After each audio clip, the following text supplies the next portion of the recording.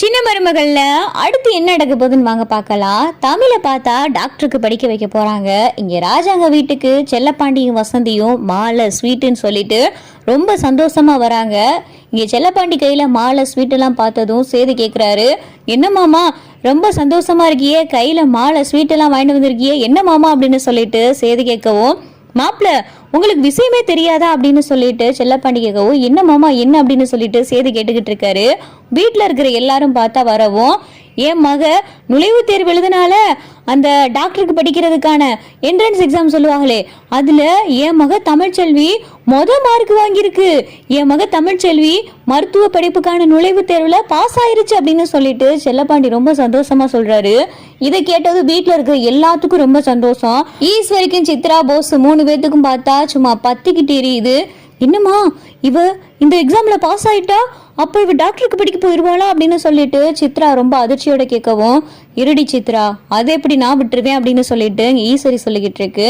இந்த விஷயம் பார்த்தா சாவித்திரி தாமரை காதுக்கு வரவும், பாருமா அவ அந்த பரிசு எழுத போனால அன்னைக்கு என்ன சொல்லி போனா, சத்தியெல்லாம் பண்ணா பத்தியா, நான் தான் அந்த சத்தியமே அவளை பண்ண சொன்னேன், இந்த எக்ஸாம்ல அவ பாஸ் ஆக கூடாது, இந்த எக்ஸாம்ல அவ ஃபெயில் ஆயிரணும் அப்படின்னு சொல்லிட்டு.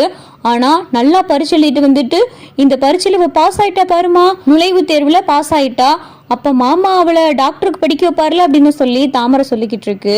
விட்ரி தாமரை, எல்லாத்தையும் பார்த்துக்கலாம், அவ எப்படி டாக்டருக்கு முழுசா படிக்கிறான்றத மட்டும் நானும் பாக்குறேன் அப்படின்னு சொல்லி சாவித்திரி சொல்லிக்கிட்டு இருக்கு. இங்க சேதுக்கு ரொம்ப சந்தோஷம், தமிழை தூக்கி சுத்திக்கிட்டு இருக்காரு. தமிழ் பாஸ் ஆயிட்டு, தமிழ் அப்ப நம்ம வீட்டுல இருந்து ஒரு டாக்டர் வரப்போறாங்க அப்படின்னு சொல்லிட்டு இங்க சேது சொல்லிக்கிட்டு இருக்காரு. தமிழுக்கு ரொம்ப சந்தோஷமா இருக்கு.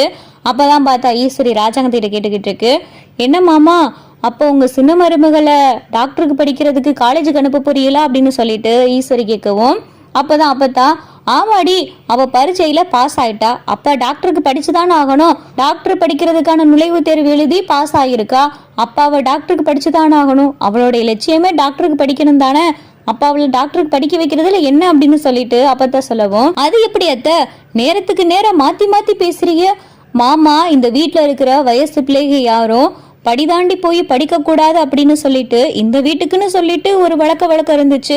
ஆனா அந்த வழக்கம் எல்லாம் கொஞ்ச நாளைக்கு முன்னாடி மாறுச்சு. மாமாவும் உங்க மேல கோவப்பட்டாங்க, தமிழ்ச்செல்வியை நீங்க தான் பரீட்சை எழுத கூட்டிட்டு போனீங்கன்னு தெரிஞ்சு கோவப்பட்டாங்க, சத்தம் போட்டாங்க.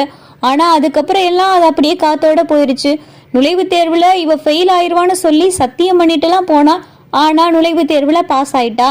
இப்ப நுழைவுத் தேர்வுல பாஸ் ஆன இவள டாக்டருக்கு நீங்க படிக்க வைக்கலான்றீங்க.